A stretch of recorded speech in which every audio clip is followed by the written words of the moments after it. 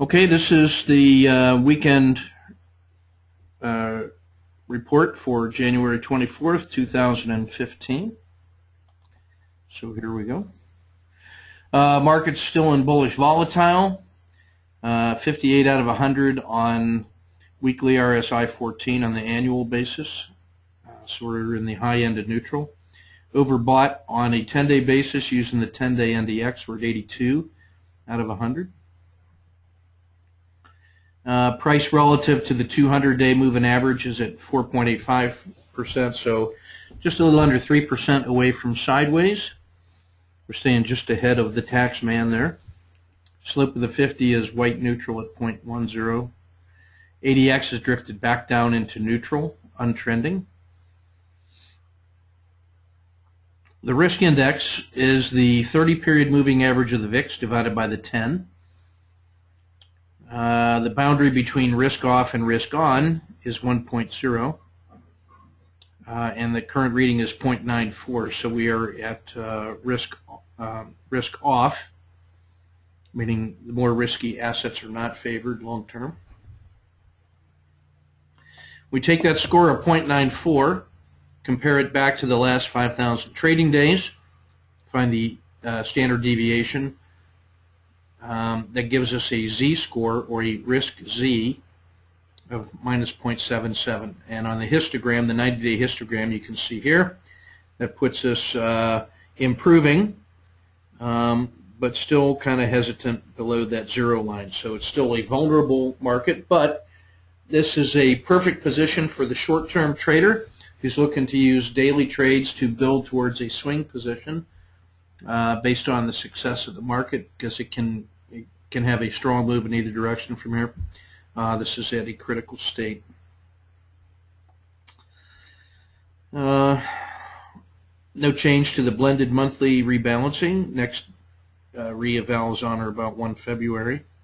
You can see the current leaders remain the current leaders. That's real estate, treasuries, and U.S. tech in the ETF 13. In ETF 2, the model theoretical exposure improved to 60%. The model itself will be at 60%, or the model portfolio will be at 60% after adding a position in biotechs.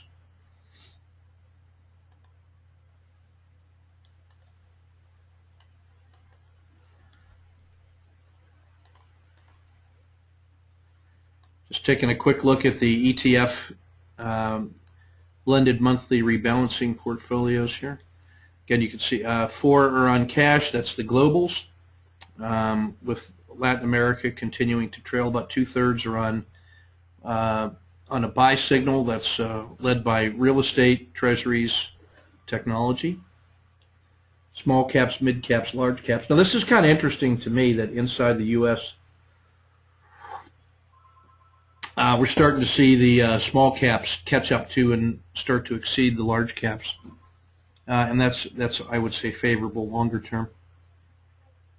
How much of that is a rotation from annual rebalancing where large cap money was rolling over into the small caps, which are lagging? Can't say, but that's certainly the direction it's moving.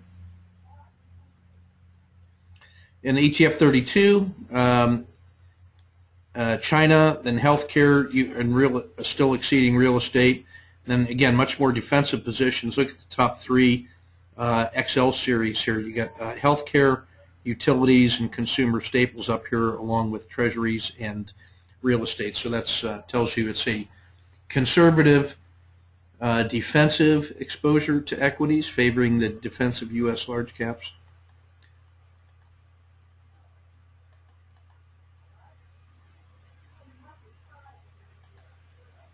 Among the ETF max, you got China at the very top, PEK, and then biotech, biotech, biotech, biotech. So pretty much biotech is leading right now. This one is interesting. At position number 22, the S&P Semiconductor Index, XSD. That's green and white, so that's early in its expansion life cycle, if you will, and that could be where the strength in tech is coming from. And then you also see this cluster of real estates here: U.S. real estate, Dow Jones Wilshire real estates. Vanguard Real Estate, and so forth. First Trust, S&P Real Estate. So the U.S. real estate market is still looking strong. The top names in the S&P 500 and the sector spider that they are members of: Southwest Airlines, Whole Foods, Staples, Monster. The Ross Stores starting to lag a little bit here with white and green.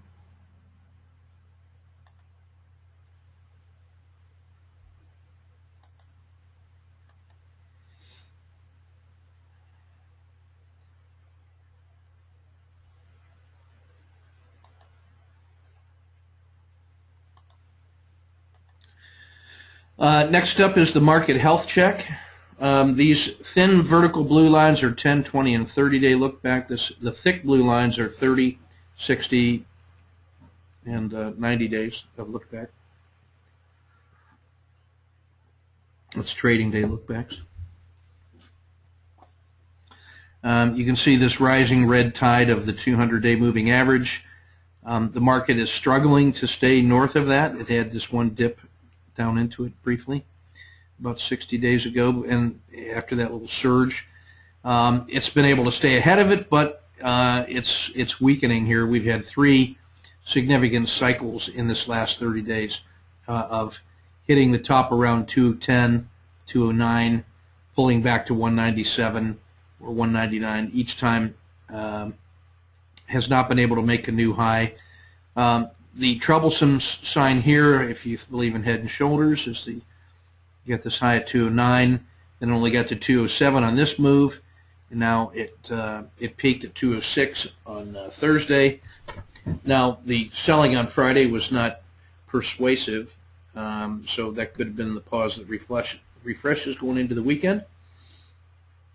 Nevertheless, it's got to get above 207 and then really 209 to be long-term very favorable.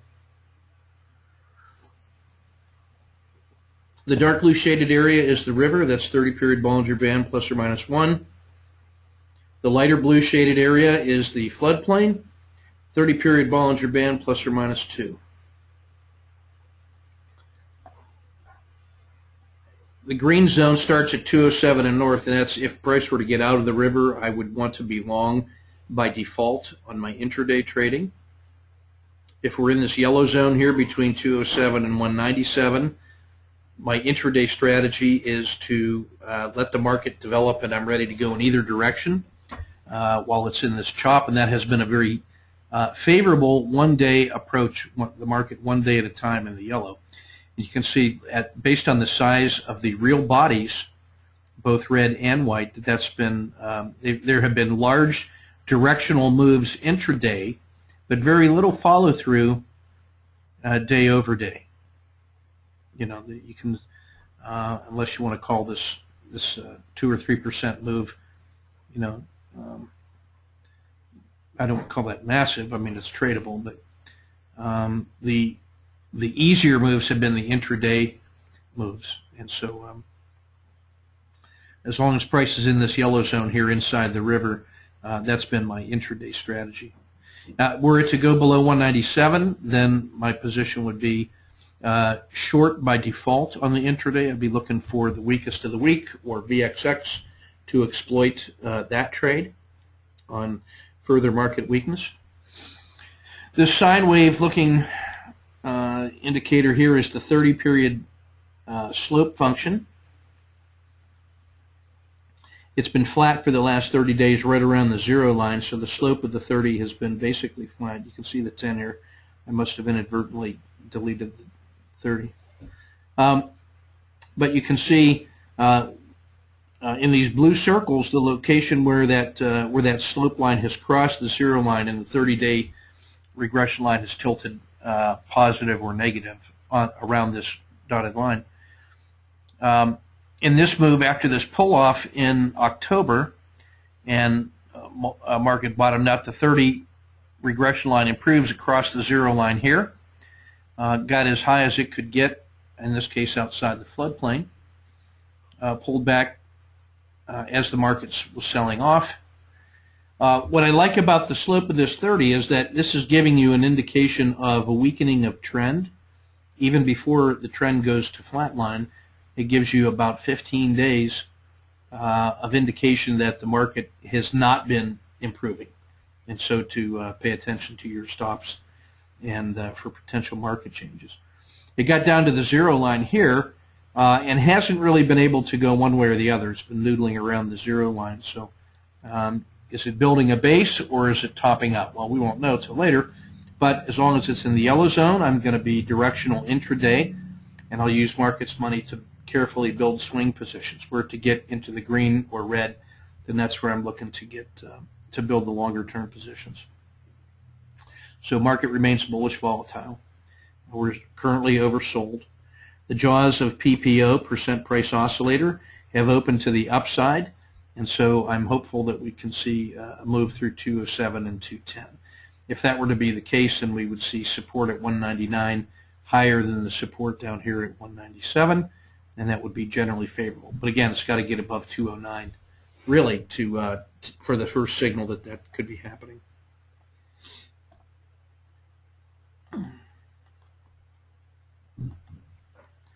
Quick look at the ETF2 lens on the world.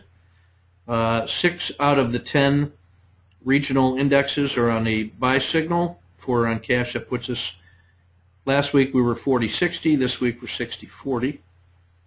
The S&P at 61 is greater than the rest of the globe EFA, which is at 54.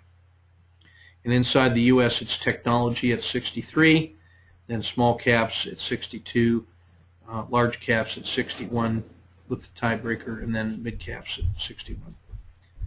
The two strongest sectors are U.S. tech and U.S. small caps. The two weakest sectors remains Latin America in the red, and then Asia less Japan at 50. The three defensive plays inside the sector spiders remain XLP, U, and V are in the green, and only energy is very weak and materials slightly weak.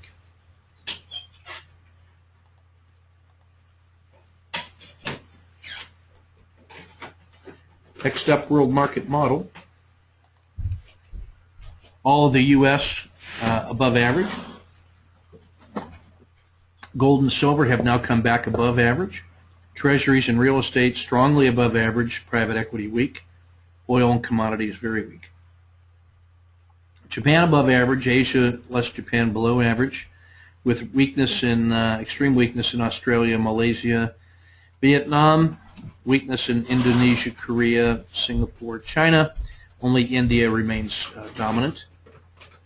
Latin America really suffering compared to emerging markets in the rest of the world. All of the other Western Hemisphere big countries, Canada, Mexico, Brazil, all lagging dramatically. First signs of life in the European countries, Germany, Switzerland, Netherlands, above average. Austria and Spain still suffering. Strong dollar, so the dollar up, still looking good. The Swiss franc getting decoupled from the euro certainly didn't hurt them in relative strength terms. In the business sectors, again, it's the U.S. is dominating their global counterparts in every case except tech, where it's a tie. So right now, the strength in the U.S. is broad-based compared to the rest of the world. Continuing that story. ETF top 30 using the ETF2 lens. Again, biotechs, real estate, real estate, real estate, real estate, biotechs, real estate. So you sort of get the impression that it's real estate. We're going to look at the symbol UTX, United Tech, is green and white. That's very favorable. When we get to the charts of interest. The reason I went with IBB for the position in ETF2 was just that anything you put, all the biotechs are excellent. It just has 1.5 million shares average volume compared to XBI's 500,000. So just pure liquidity, and that's all. Inside the Dow, the leadership posture has changed. United Health, now at the very top, you can see United Tech has crawled its way up to the top. Boeing is starting to look good, probably a function of their of the drop in the price of oil. Merck and Disney, both at green and white, so that's favorable for those two. Otherwise, the leaders Visa, Home Depot, Walmart. You will recall the time when Walmart was down here in the red. Still in the red, Caterpillar and Chevron. IBM's starting to get a little better with the yellow and red. And let's see, that's everything I want to look at there. Weakening in McDonald's and JP Morgan are yellow and white, so that's starting to weaken.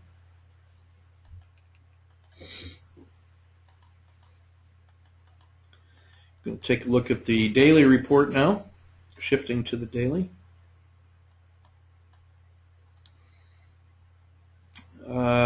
Emerging markets are an overreaction short. Because the rest of the market is up, I would take that one as a signal, not mechanically, but on a day where there's a market weakness, I'd be looking at EEM as my intraday short, and then looking to use market money to maintain or to fund a swing trade there.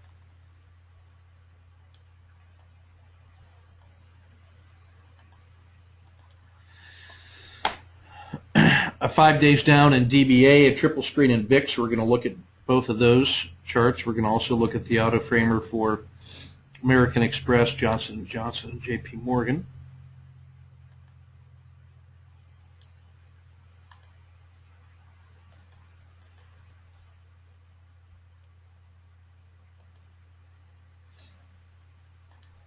No targets to speak of in the Dow 30 from the patterns, although we get American Express, Morgan, and then Johnson & Johnson as auto framer candidates that look favorable. Only a couple frogs here with Intel and Walmart, and nothing firing in the RSI 2, so pretty quiet day.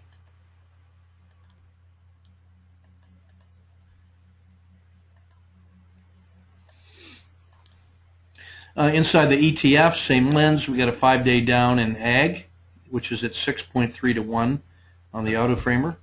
And then VIX is 3.1 on the auto framer and a triple screen. Got a half a dozen dojis to consider. One good frog here in utilities at 3.3. DBA at 0 on RSI2. We're going to see what that means when we look at it there.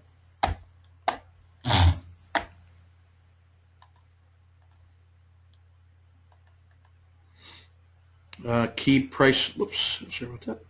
Key prices in the auto framer here for those of you swing trading one day at a time. DBA, American Express, Johnson & Johnson, JP Morgan.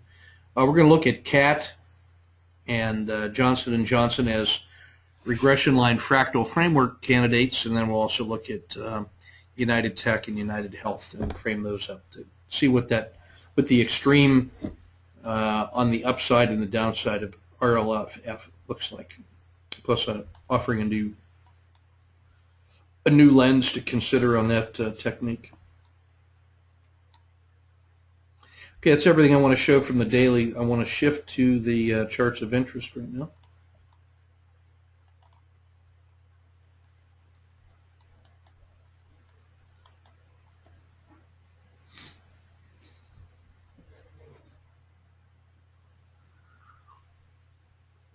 All right, this PDF is in the chat room, and I also emailed that out if you want to get your own copy of these. Okay, so the first one we'll look at here is this is DBA. That's that 5-day down, and it's also an auto framer candidate. Zoom this up a little bit.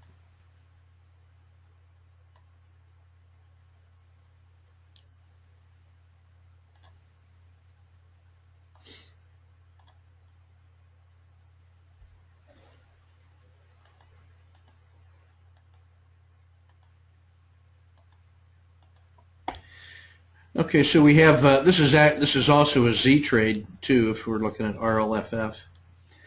So it's, as you can see, this is a 5-day down. This is also a 1, 2, 3, 4, 5, 6, 7. 1, 2, 3, 4, 5, 6, 7, 8, 9, 10, 11, 12. This is a 12-day down. And so this is one of those where at a 5-day down failure that breaks key support levels, this was a signal to go short at 24.50. And each successive failure has been just sort of piling on. So that's like a, we say 1, 2, 3, 4, 5, 6, 7, 8, a 12 DD. And it frames us up with this little trade right here. Again, if it drops below 23.40, you short it for all the obvious reasons. But if it takes out 23.60, then possible targets are here at 23.80, 24.30, Bollinger Band mean at 24.80, now getting improbable, 25.40, and then up here at the 270. So this line up here, the pink or purple line, is the RL 270, and that's what we would consider to be fair value based on longer term time horizons. And then the blue line, this one, is the RL 10, and that's the short term fair value, right? So if we're looking at the regression line fractal framework idea, then what we're really looking at is the distance from the 10 to the 270, and so we're calling that distance, you know, that's the delta. That's the difference in opinion between long-term fair value and short-term traders' fair value. We're using the 10 as sort of a proxy for price, or the value of the symbol based on short-term trading. So when we want to take the RLFF ratio, we just take the average true range. So we take the 270 long-term minus the RL10 value, divide that by the ATR, and that gives us the the reward ratio that's normalized for ATR, and then we can use that to compare. And then by just cranking this out on the RLCO framework, we can start picking up intermediate price levels that are of interest and start maybe fine-tuning some entries, determine if we want to go short if it fails. In this case, we do. So there's a lot of reasons to love this. It's a 5-day down. It's a Z-score. It's actually a 12-day down, I should say. It's an RLFF candidate. So a lot of reasons to like DBA.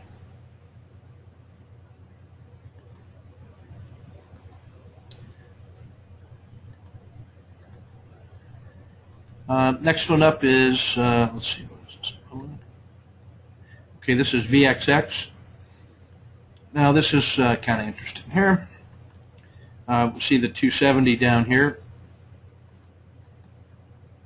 and we see the 10, the RL10 up here. So on a regression line fractal framework basis, you measure the distance from the 10 to the 270. So in this case, the RLF sees these two moves as the anomalies away from the long-term fair value, which is down around 26. So on a return to fair value, which has already started, as you can see here, this is a move from 32 to 26. Divide that by the ATR for standardized risk to reward ratio. But we also have, let's see, 1, 2. This is a triple screen on the RLCO framework. It has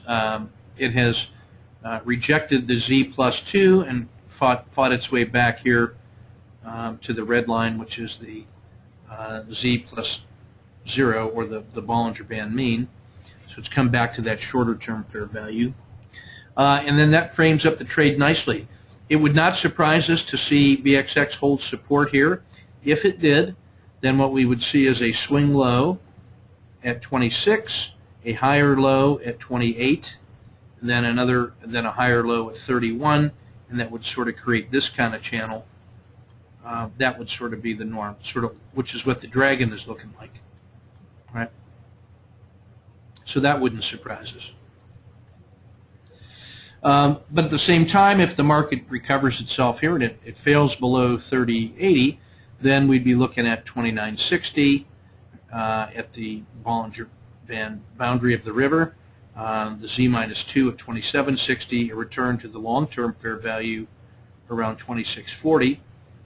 But then on the upside, if it breaks above this and we get a nice rebound here, we'd be looking at the Z+1 at 34.40, and then 36.80 as our upper limits.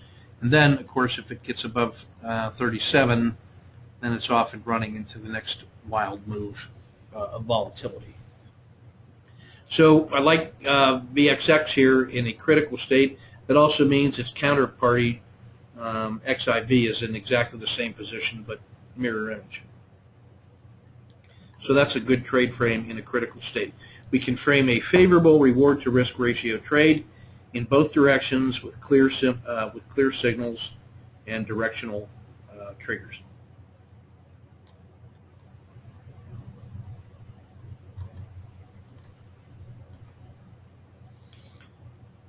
All right, next one up is, this is American Express. And American Express was that was an auto framer candidate. I like this one. This is also a Z trade. It's already had 1 day of improvement built in. You can see that we had a higher low, even though it closed weakly, or poorly, I should say. It did make a higher low, and so I'm ready to go short this thing if it fails below like 84.10 for obvious reasons. But I'm also ready to go long at 85.60 with targets at the Z-1 here at about 88, at the confluence of the Bollinger Band mean and the RL270 around 90, with an upper limit at 93.60. So that's sort of a standard frame right there. You can also see the RLFF ratio stretching from the 10 is right down here around 84.40, and the 270 is up here around 90. So that's the magnitude of the difference of opinion between short-term traders who have moved it this far after it broke this low. So breaking those support levels, those recent support levels, is a really important signal for me, by the way. You know, that's when it breaks below this line right here. That's really crucial. The size of the move from the 10 to here is the same in size of the move it is from there to there. So it gives you, $6 moves. So I like AXP being in a critical state here. Next one up,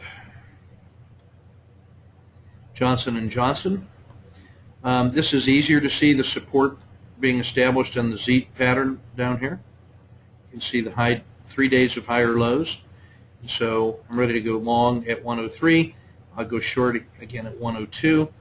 Upside targets, Bollinger Band mean and the far side of the dragon, far side of the river, far side of floodplain, return to fair value at 108.60. And this is a case of an RLFF candidate. This is one that was compared to its peers. Extremely divergent short-term versus long-term divided by its ATR. And I like that it's had it had 3 days to fail and it didn't, and it got better each time. And so that's why I sort of like 100 down here as the support level. And I'm ready to take the trade frame here to short at 102 or long at 103.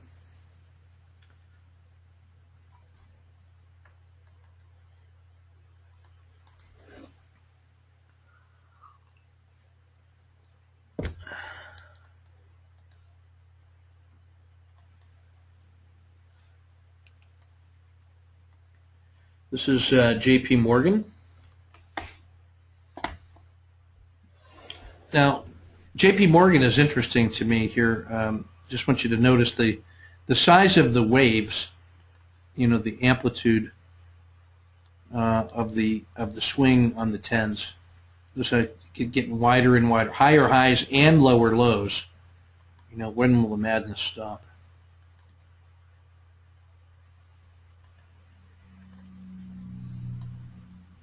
All that means for us is it's very energetic. What I like about this already is, let's take a look at the, get down here closer.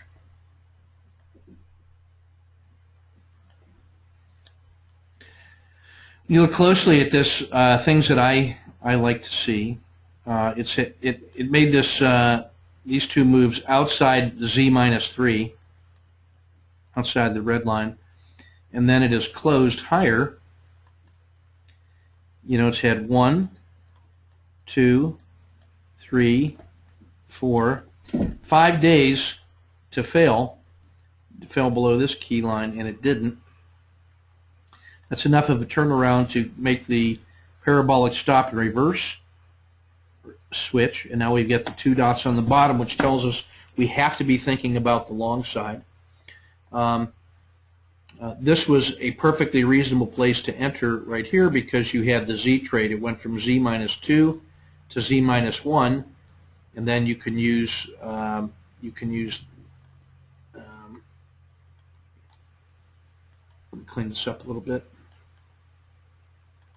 In the Z trade, right? If you enter at Z-1, then you use Z-2 as the initial stop, which gives you a nice wide stop, and you know that you still have 2R to the far side of the river. 1R is the Bollinger Band mean, 2R is the far side of the river, and you've protected yourself. You know, you've given yourself this much cushion against this extreme move. And the size of this gap right here is really what makes this interesting. You know, it came up, it closed the gap, and then there was some sell-off on Friday. That's what gives us an opportunity for an entry. So there's one of two things that happens on this thing, right? The bulls or the bears win, like they always do. But in this case, what you have, you had a really weak close. So if there's more failure here, then it's easy to see why people would believe it's going to go back and retest here. So that makes a very favorable trade to the downside. But if it holds here and then breaks out above here, it will have confirmed the closing of this gap, and then it's back to the Bollinger Band mean. Then this gap here will seem like the anomaly, like that was the error that chased all these people out of their positions, and guys were able to in this region buy a lot of inventory on a symbol that people want to own. I mean, Caterpillar, for crying out loud. So this one is interesting for a lot of reasons. I would also say just notice the rejection at the far side of the dragon right here. So it has to get through the, and that's the dragon right there. It has to get through the dragon for this thing really to be of interest to us, but that coincides with the high of the day. So if it does that a second time, like if it opens inside here and then takes off and goes, it will have rejected the opportunity to fail and will have continued the generally upward movement, and then up we go. So we like that. And there's still plenty of room to get in this thing. So if it's the upside trade, you know, now we're looking at this. This is a kind of a crucial price over in here, I would say. You know, right around 60. There's a giant magnet attracting it to 60. That's the RL270. So what's it? We have RL. That's an R for those of you trying to read my chicken scratch at home. It's the RL270. Oh, God, is that horrible. RL270 is the RL30 and the RL90, which is the green. So, and that's the middle of the Bollinger Band. That Z equals 0. So if it were to get here, there's really no reason for it not to go to 60 just on short-term momentum.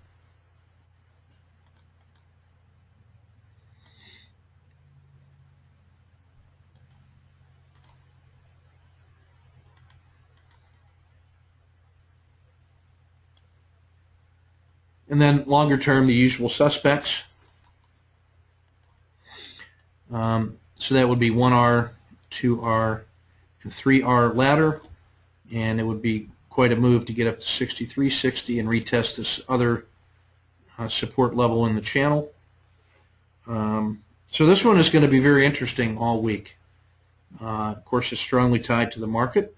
Let's see what we can get. I do like the fact that the 10-period regression line is clearly reversed. So that's what sets up this RLFF framework, which is the difference again between the RL10 and the RL270. That's the difference again between the short-term and the long-term believers. And what makes this interesting is that, again, the size of that gap.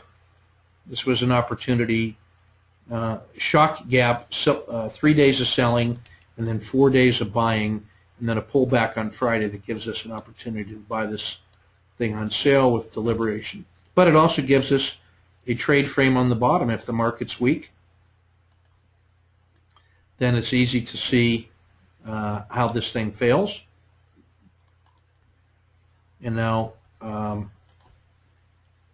we can see our first price target down here at the Z -2 again, and that's so close to the swing low that if it fails through 54.50-ish, you can see you absolutely want to be short here. So that's the place where I would put a second short on. I'd like to be short here, have money in hand. It comes down here and tests. If it starts to hesitate, cash the 1R. But if it fails, add a second one. Now, just as it begins to collapse, you now have 2 positions in with an R in hand. And that's a good posture to be in. So I really like this setup. This is a really favorable thing going in either direction. Hopefully that makes sense to you. If you see that, then you see most of the things that I'm saying. That most of the things that I'm looking for are contained in that critical state.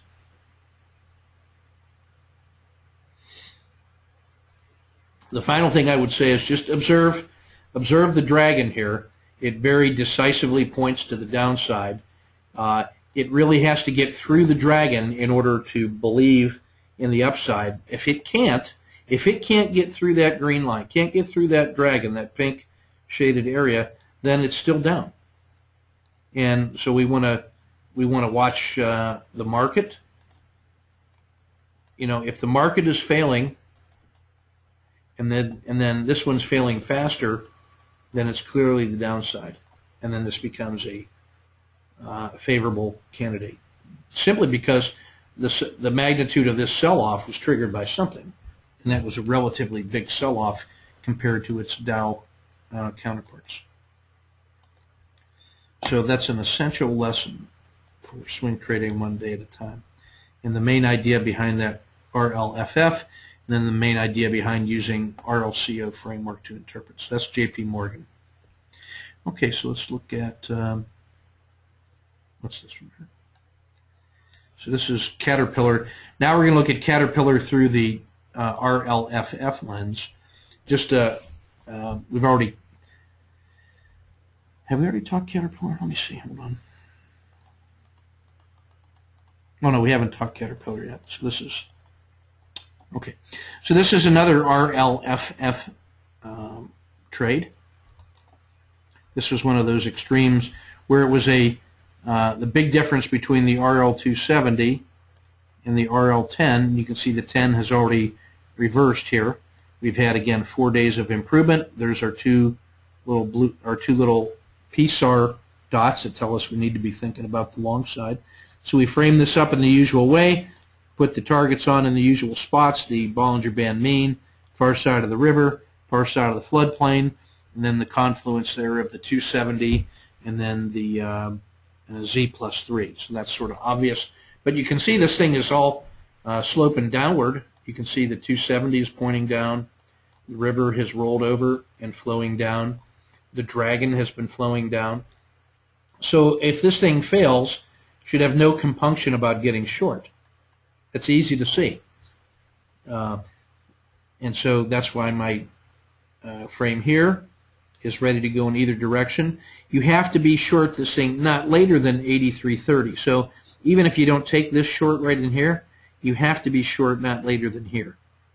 But I'd like to have some money in hand already, and then put the second position on a violation of Z minus 2, just the way I like it. Okay. One of the things to observe is just the magnitude when it pulls this far away. That's the same size as this one, and there was a nice little, a 1/3 recovery move. This has not recovered quite the same amount here, so that leads me to believe there's still room to go. If it gets up to the Bollinger Band mean, then this recovery will have been the same size as this little bounce. But again, when in this case, it couldn't even get all the way to the Bollinger Band mean. So failure short of the Bollinger Band mean says that the longer-term downward trend is still intact. So we can play this in both directions, and that's why I like Caterpillar here in a critical state. Now, what's troubling about Caterpillar being in the basic materials and industrial area is that their fuel costs and energy costs are dramatically reduced because of oil, but there's no corresponding increase in economic activity yet, which takes longer than just a price change in oil to affect. So there's a certain lag in the business cycle. However, I've got to believe it. At some point, cheaper energy's got to be favorable for people that make things. All right, here's Johnson & Johnson. Now, we saw this one already using the RLCO. I just want to highlight the RLFF markup of it. So here was the last time that it had that extreme RLFF divergence. It only got a halfway back up the channel. If this time it only gets halfway back up the channel, it gets it up to here. 1/2, 2/2. So that's still, it doesn't have to get all the way to the RL 270 for it to be a great move. We can still, if we got to the far side of the river, we'd be really happy with that. So that's what an extreme divergence on the two regression lines looks like when we frame it up. And again, it puts it in a nice critical state. There's just enough here for the first mouse to get paid. But he couldn't get it to the Bollinger Band mean, couldn't get through the dragon. Notice that dragon in here acting as a buffer.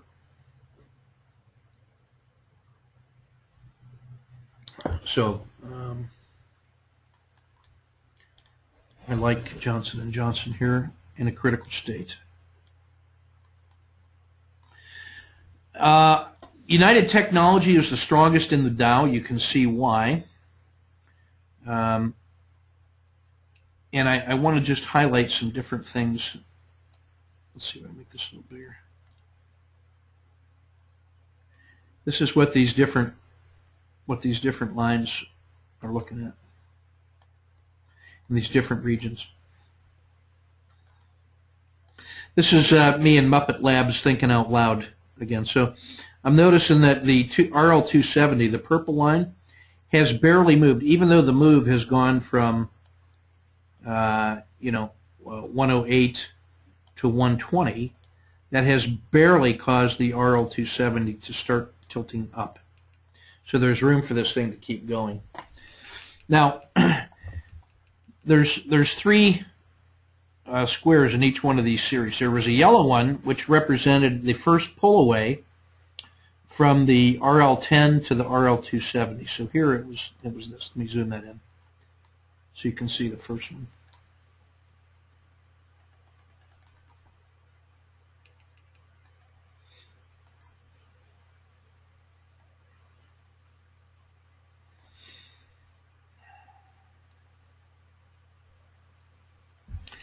All right, so the first one in the series,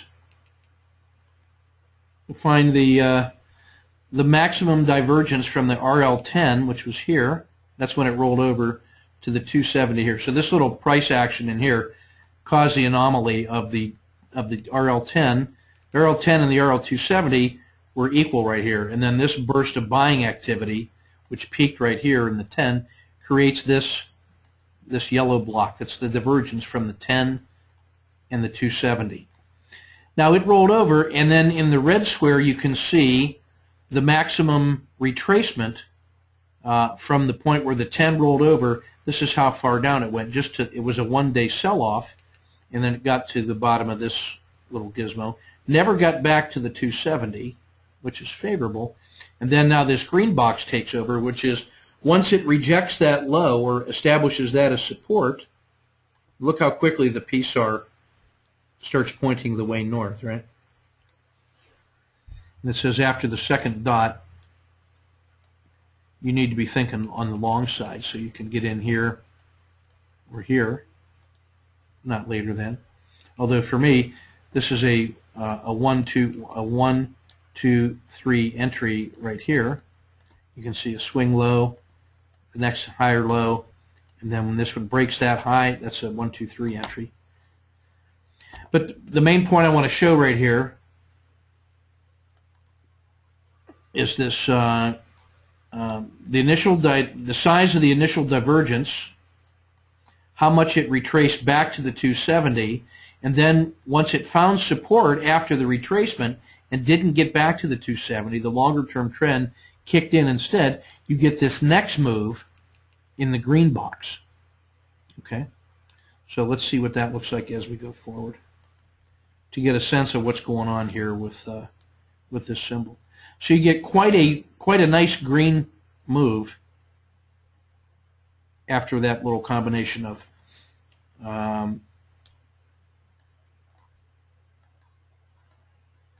you get this move here, the first divergence from the 10 and the 270, a measured pullback which was less than the divergence, and then a subsequent follow-on move. So I care about how big are these divergences, how big is the pullback, and then what's the subsequent follow-through when the primary trend continues. That's the research question in my mind. So let's keep that in mind. All right, so let's follow the sequence a little further.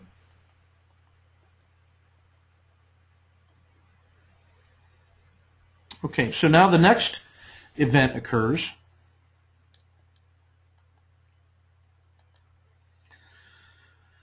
So you have this yellow, red, and green, and it tops off here. And then you get a couple days of consolidation. And now you have the next RL10 rollover. Let's call it the RL10 rollover.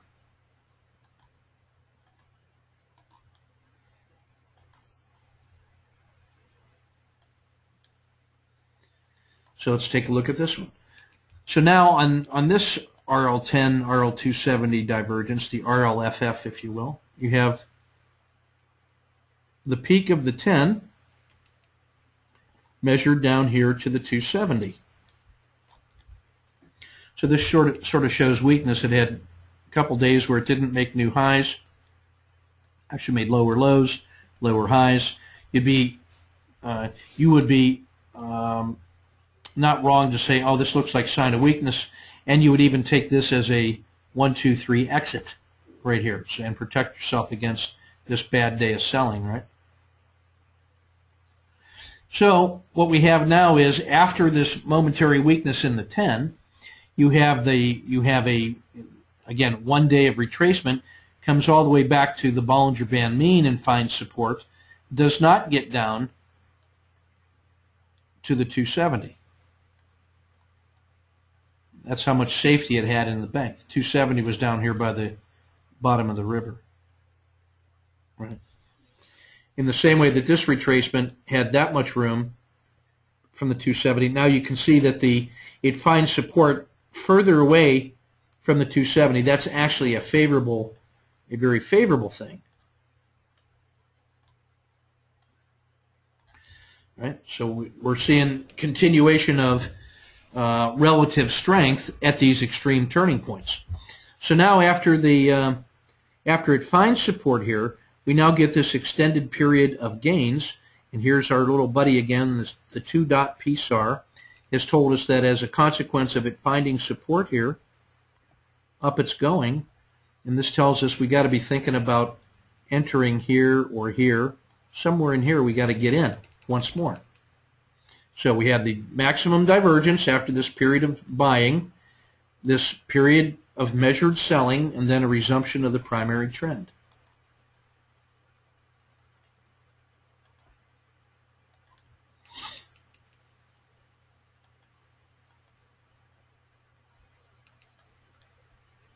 Oops.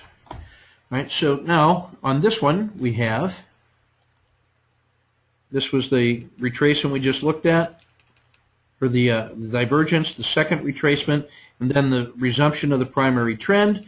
And now we have this next series of yellow, red, and green. So we have the just enough weakness to cause the 10 to roll over, which gives us this measured RLFF. Again, now you can see the yellow bars are now getting bigger as well. And now this one has a period of 5 days of sell-off. We still have this much cushion from the 270. And then this resumption of the big green, which takes out this swing high. Here's our 2 dots of retracement reversal here. This says right around in this location we have got to get long again. And if you pick a stop down here, you have a really favorable trade. So you're getting long here, stop down here, and now you're enjoying this move up to here. So that now I say all of that simply to put the current trade frame into context. Now we can start evaluating this this trade frame.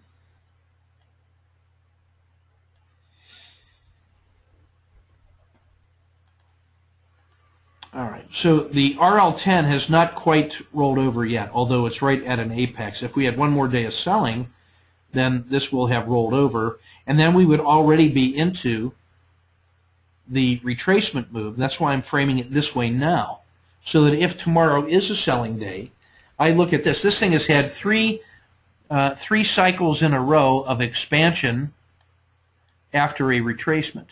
And each green box is getting larger and larger. The retracements are getting larger and larger. And what that says is the volatility is increasing. This thing is really energized, so we're going to get a big move in either direction. After one day of a little bit of selling, which still had a high, it had an intraday high, was an all-time high. I'm ready to get long this thing again at 121.20 with no compunction, because this thing will just keep going, and the RL10 will not have rolled over. It will just continue, but it's right at this hesitation point. So just on the basis of the last retracement, if I take that block and say, suppose we actually do get some weakness, how far could it go in the next cycle of retracement, whether that's 1 day, like we saw over the previous two, or whether it's a 5-day phenomenon. Let's take this square and move it over here and use that to estimate what's going on. It turns out to be this far. Guess what? That's right around the bottom of the river. So that gives us a downside target of 112. We can actually use the Bollinger Band mean as an intermediate one at 115. So now we have price target 1, price target 2 are well within normal retracements inside the overall bullish move. A move all the way down here to 112 would not invalidate this upward move. It would just say, oh, this has been a really volatile move. But it also established, if this is our risk right here, just using daily range risk, and we can get short in here, it's not unreasonable to see it get back to 115 and then 112 over the next 1 to 5 days. But if it holds support at any of these levels, then we can start framing the trade to the upside, and it'll be even stronger because now it will have had these lows, the higher lows all the way down, and then we would see this as a continued expansion of the upward move in the strongest stock, UTX, in the strongest sector, the U.S. technology. It's the strongest sector in the U.S., it's the strongest sector in the world, and this is the strongest stock in that sector. So any upward move on this thing has to be rewarded. But at the same time, we're going to frame this in both directions because we know the market can be vulnerable and that horses that have run out to the front can be at risk for seizing up and retracing. So this red box here gives us the size of a reasonable retracement, which would still allow us to play a reversal on the upside. So maybe you don't want to go short this thing. Maybe all you want to do is protect any open profits you have in here. Fine, take the edge of the river as your stop, or the 2-day low here at 118. And then cash it, and then wait to see a reversal at any one of these positions north of the bottom edge of the river. Any reversal, like a 1, 2, 3 reentry, is reason to get long again, and then you certainly want to be long not later than 121, but I would like to make money inside this region by framing that trade. I spend the time on this one because this is really essential as you think about how to trade short-term oscillators within a larger time frame or a longer time frame trend. There's room for both of those.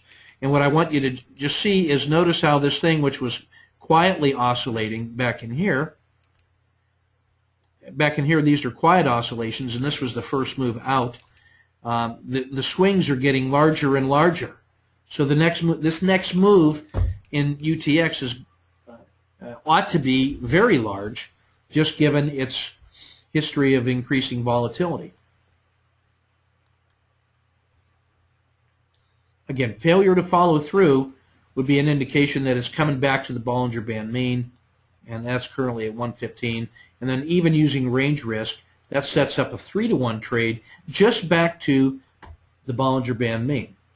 That's why you like looking at RS leaders, relative strength leaders, in both directions. Hopefully that's clear.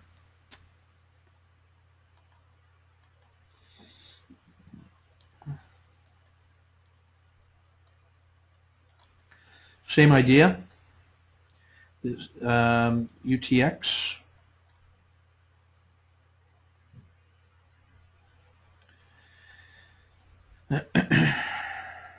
And all I did on this one was I wanted to change the, like I said, I'm still thinking my way through some of these. All I did was shorten up the green boxes on this one. This is still UTX. And all I did was, after we looked before, what do you, when you draw that yellow line and the RL10 rolls over, let me start the green box from where the RL10 reverses and closes higher. So all I did on this one was not draw the green box from down here, but just draw it from where the RL10 began to improve. So it still gives you the idea of the size of the follow-through once it rejects the sell-off. So you have the first buying motion, which creates the RLFF, and then there's a pullback that preserves some of the move above the 270, and then it resumes. And then if you wait to see the 10 actually hook up, you get the green box, this green box. Instead of trying to get it way back in here, you still get the green box. All other things in the current trade frame remain the same. So that's all I'm showing there. That's the difference between those two charts. And then the last one, this is UNH, this is United Health. This is in the second position relative to in the Dow as far as the RLFF on the favorable side, meaning this is the number 2 in the position of most favorable RLFF. And again, you can see this combination of oscillating moves. You have this 1, 2, 3 here. Now you have this 1, 2, 3. You can see that the size of the boxes are getting bigger. What's interesting about United Health here is simply that the big part of that move, this move doesn't look parabolic until you get past this line. It's the last 4 days that really make it look parabolic. All right, so if that's a fake, or if that's the exhaustion move, then you're really interested in a retracement back to the Bollinger Band mean.